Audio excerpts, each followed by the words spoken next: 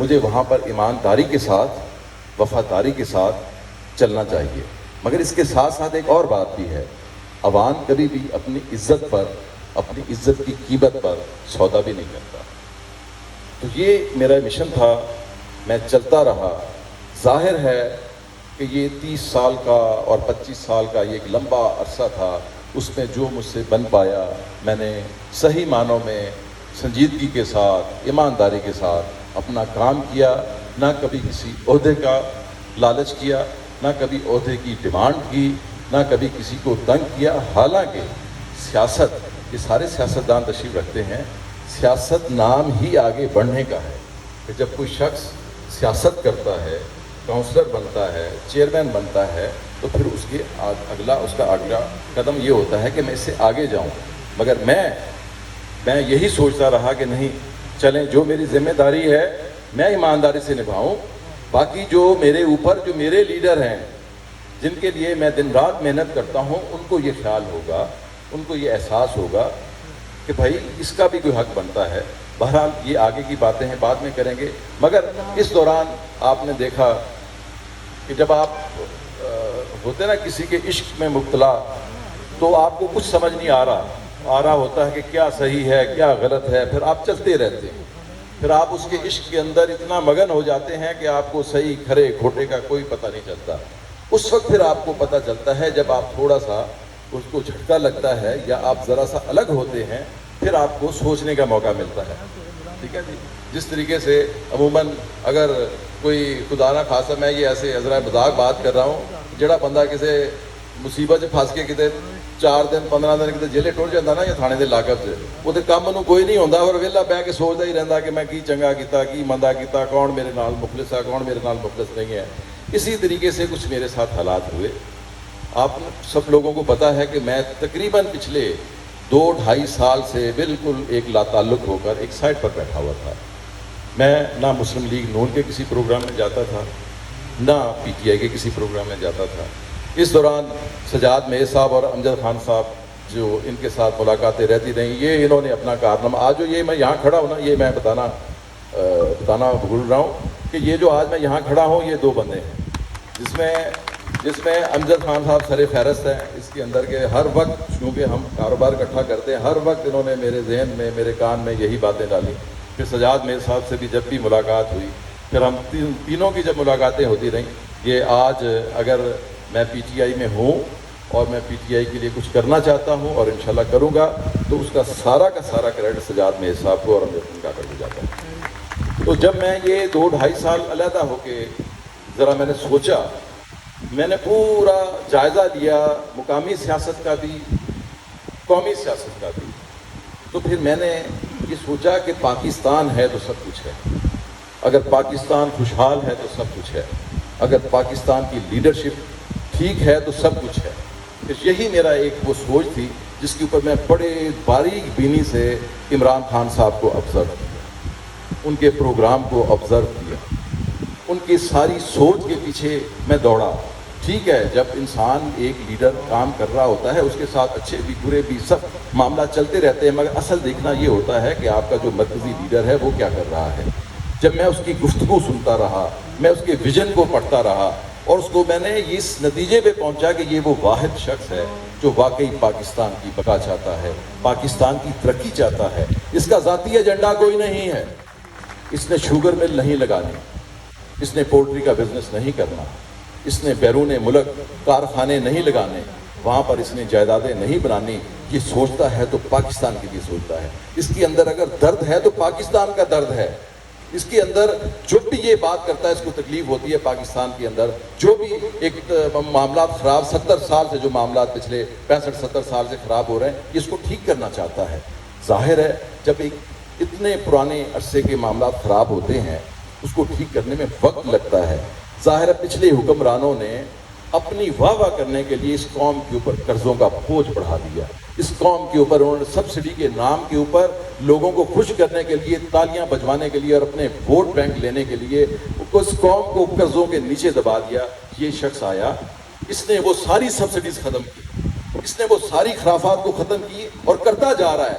اس کی وجہ سے یقیناً وقتی طور پر عام انسان کو، ایک عام رہائشی کو، عام شہری کو تکلیف محسوس ہو رہی ہے، وہ سمجھتا ہے کہ مہنگائی ہو گئی، وہ سمجھتا ہے کہ تکلیف ہو گئی، مگر میں آپ سب کو یہ کہتا ہوں کہ ہم سب الحمدللہ مسلمان ہیں، اللہ اور اللہ کے رسول کے اوپر ہمارا ایمان ہے۔ کیا آپ سب لوگوں کو شعب ابی طالب کا واقعہ یاد نہیں ہے؟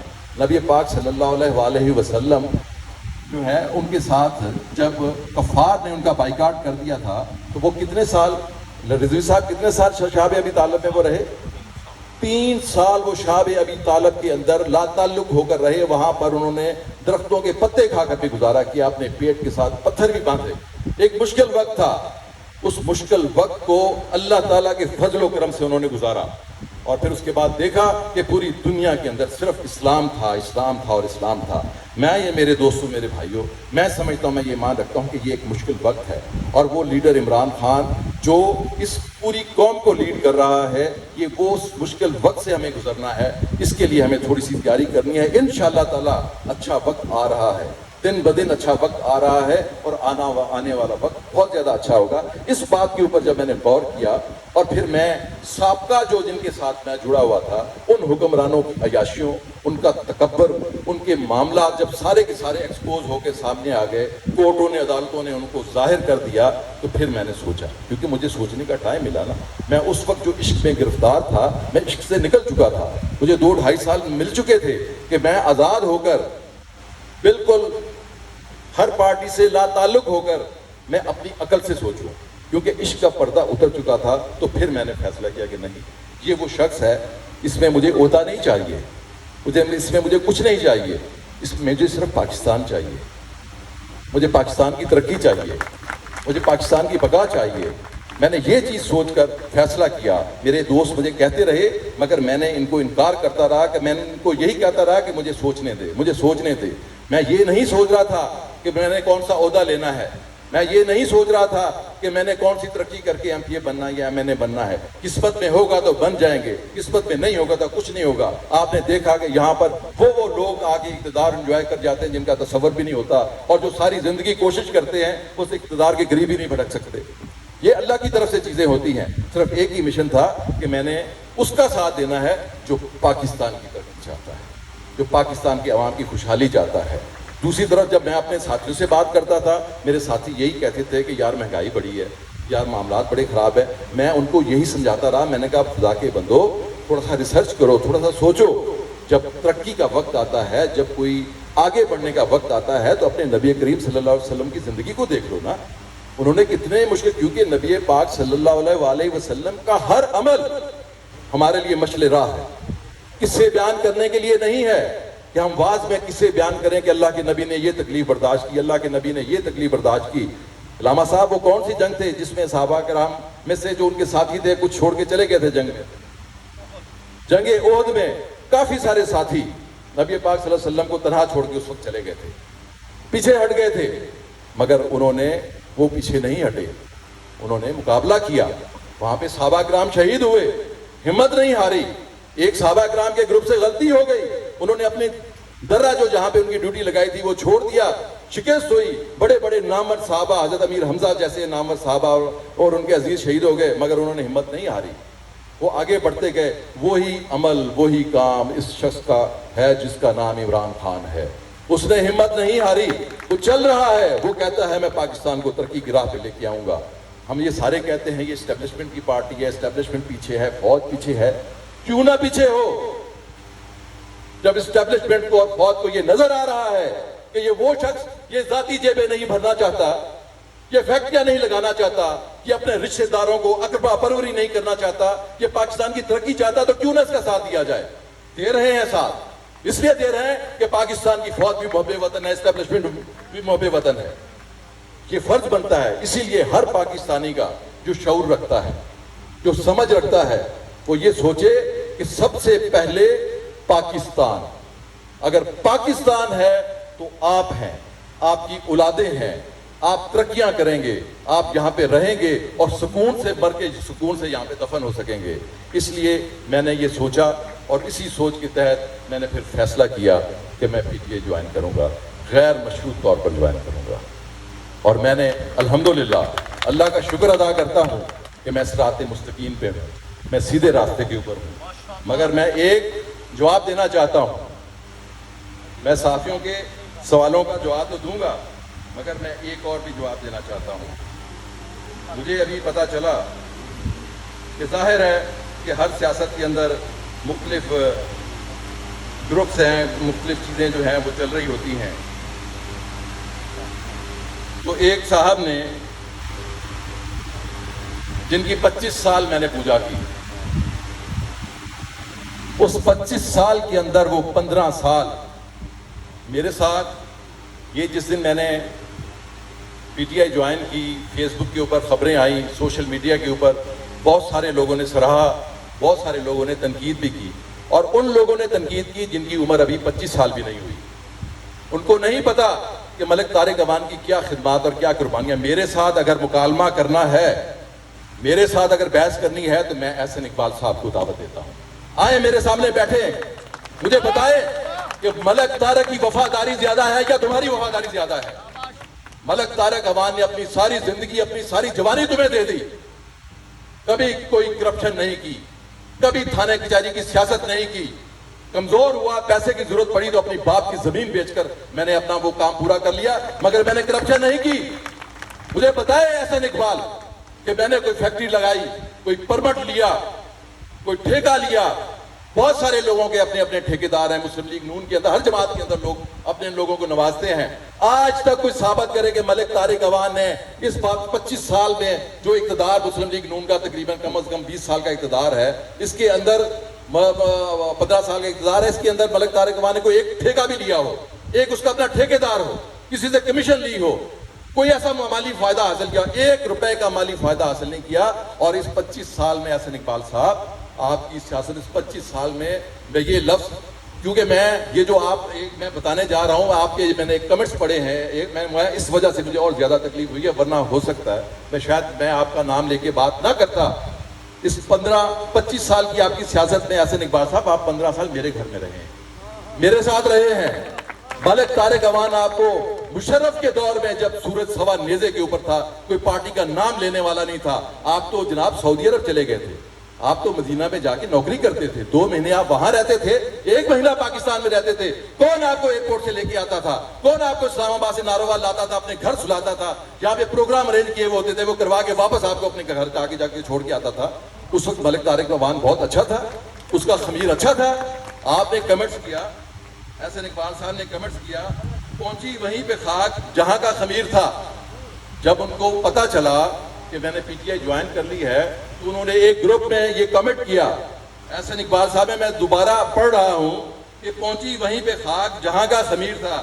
احسن اقبال صاحب, آپ جیسا قدآور شخص, پڑھا لکھا, آپ دعویٰ کرتے ہیں کہ میں بہت پڑھا لکھا انسان ہوں, ہیں آپ پڑھے لکھے, آپ دعویٰ کرتے ہیں کہ میں بہت برداشت کرنے والا انسان ہوں, آپ نہیں ہیں. آپ نے ثابت کر دیا.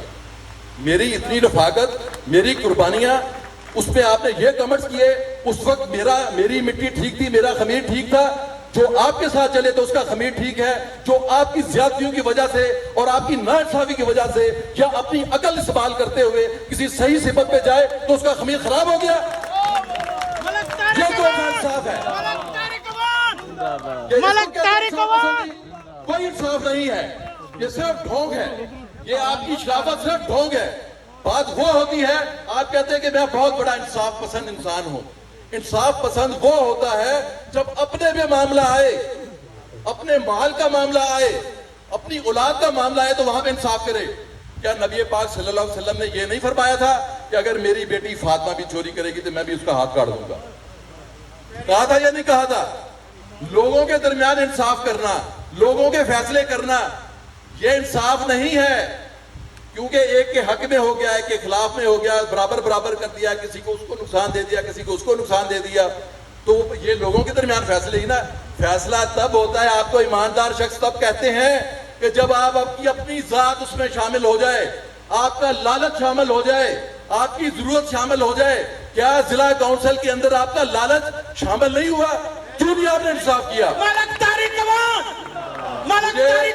مجھے قطعاً اس چیز کا افسوس نہیں ہے کہ میں ضلع کا چیئرمین نہیں بنا, کوئی بات نہیں.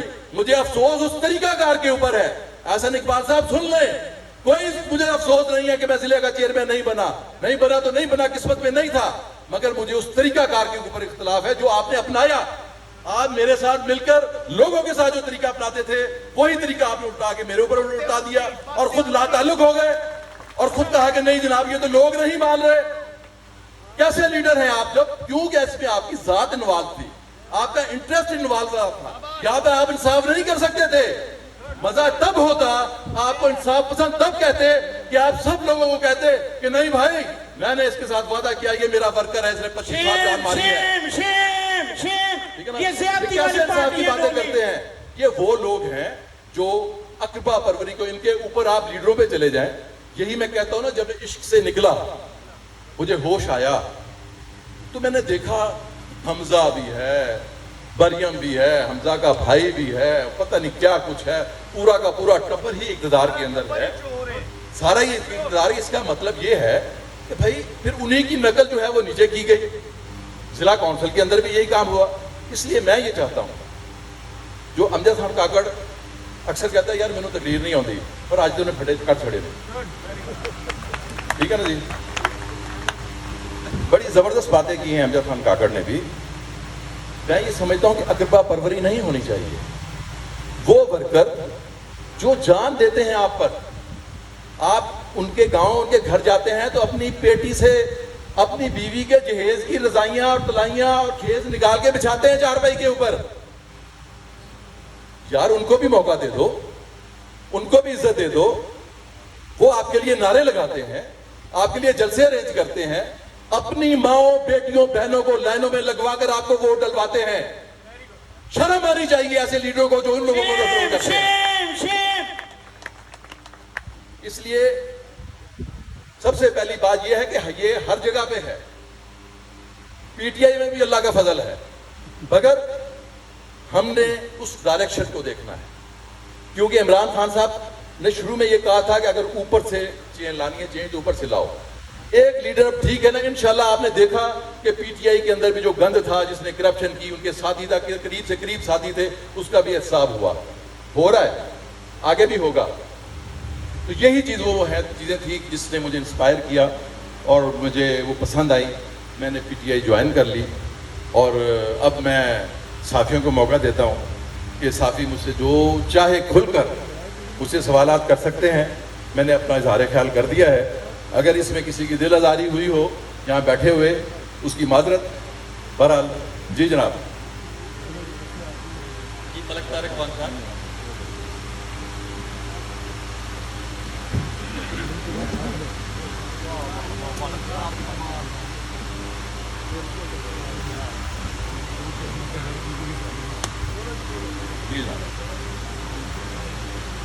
جی ملک طارق خان صاحب، آپ پسینہ میرے ایسا نہیں آیا کہ سوال کرنے میں تھوڑا زور لگ گیا ہے، میڈیا کے سوال ہے نا پسینہ چھوڑی جاتا ہے، نہیں ہوا اس کو پہلے میں تنخواہ بھی کر دیتی ہے۔ اور میں اپنے صحافی دوستوں جنہوں نے میرا فون سے رابطہ آیا انہوں نے میں آپ دعوت دیتی، میں کہا جو سخت تو سخت سوال کرنا ہے میں نال کرو۔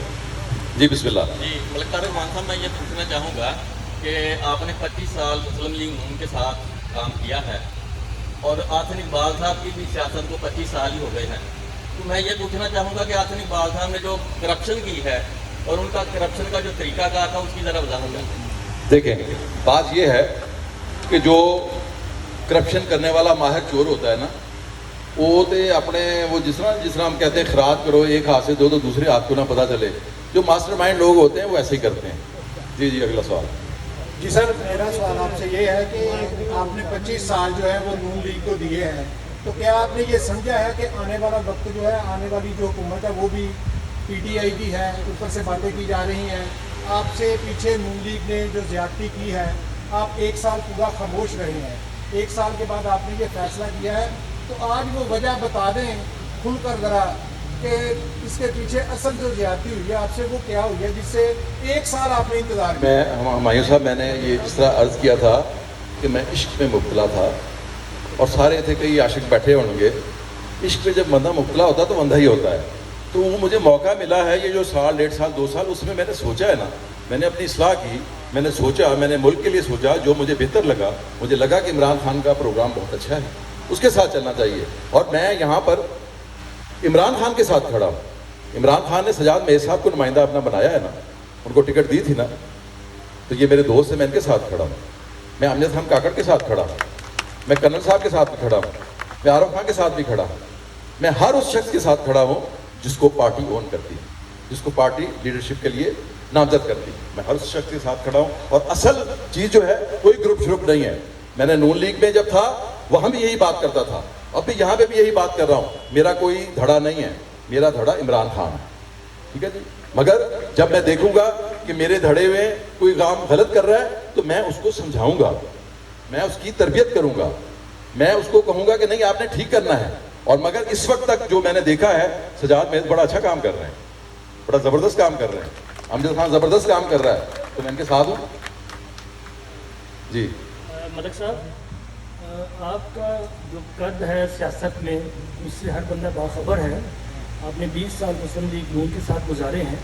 ابھی جو پی ٹی آئی میں آپ کی پوزیشن ہے اس کے حوالے سے ذرا بتائیے, کیونکہ ابھی جو چند دوست یہاں پہ اسٹیج پہ آئے انہوں نے آپ کا نام نہیں لیا, تو آپ کس پوزیشن پہ کھیلیں گے یہ بھی ہمیں بتا دیں تاکہ ہمیں پتہ چلے آئندہ آپ کا سیاست کا رخ کیا ہوگا. دیکھیں, میں ایک آپ کو بات بتاؤں کہ میں نے بزرگوں سے سنا کہ جو شخص اللہ سے سودے بازی کرتا ہے نا وہ کبھی کامیاب نہیں ہوتا, اپنے آپ کو اللہ کے سپرد کرتا ہے اور اللہ سے دعا کرتا ہے کہ یا باری تعالیٰ تو میری حفاظت فرما, میرے لیے آسانیاں پیدا فرما اور مجھ سے بہتر کوئی کام لے لے.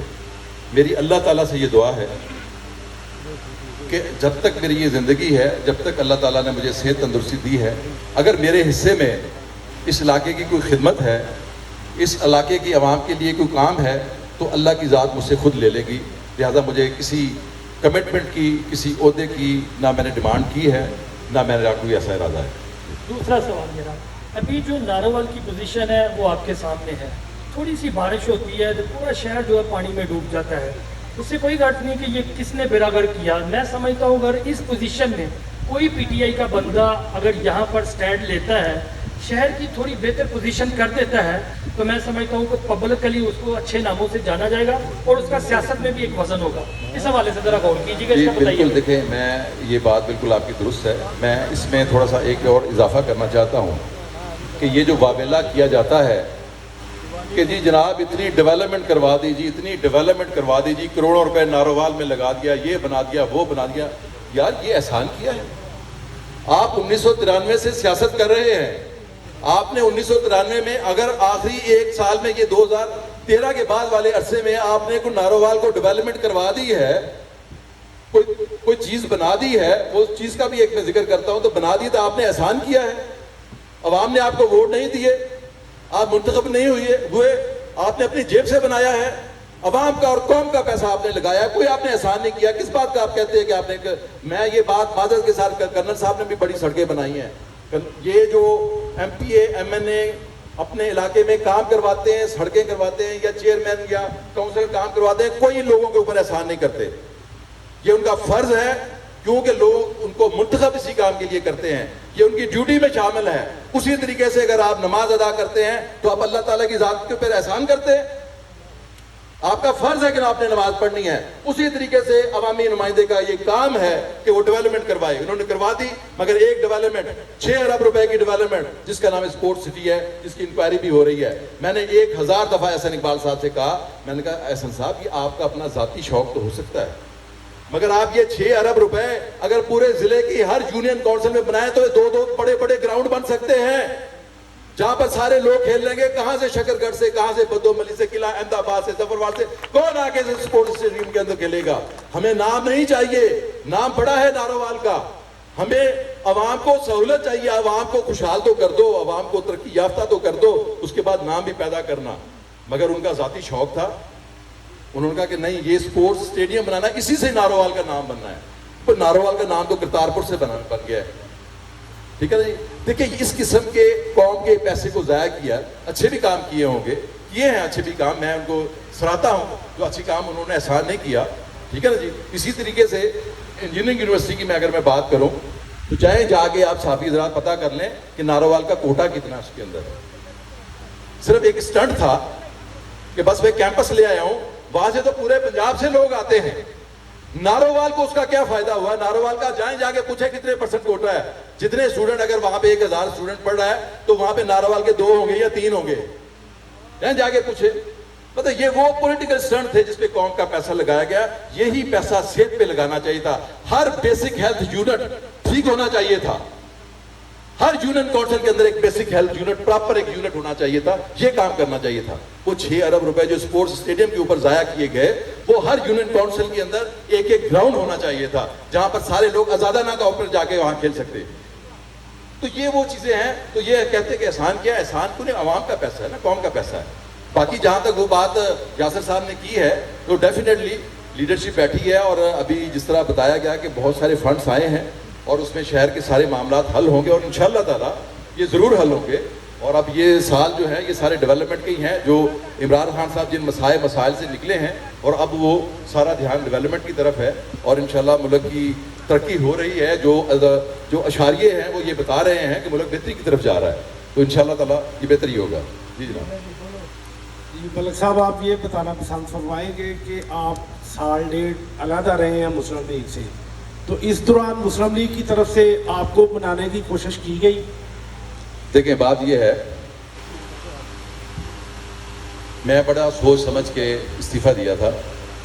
جب میں نے استعفیٰ دیا تھا تو اس وقت ضرور مجھ سے باتیں ہوئیں, مگر میں نے ایک قطعی فیصلہ کر لیا تھا کہ میں نے استعفیٰ دینا ہے, اور میں دے دیا. ٹھیک ہے جی.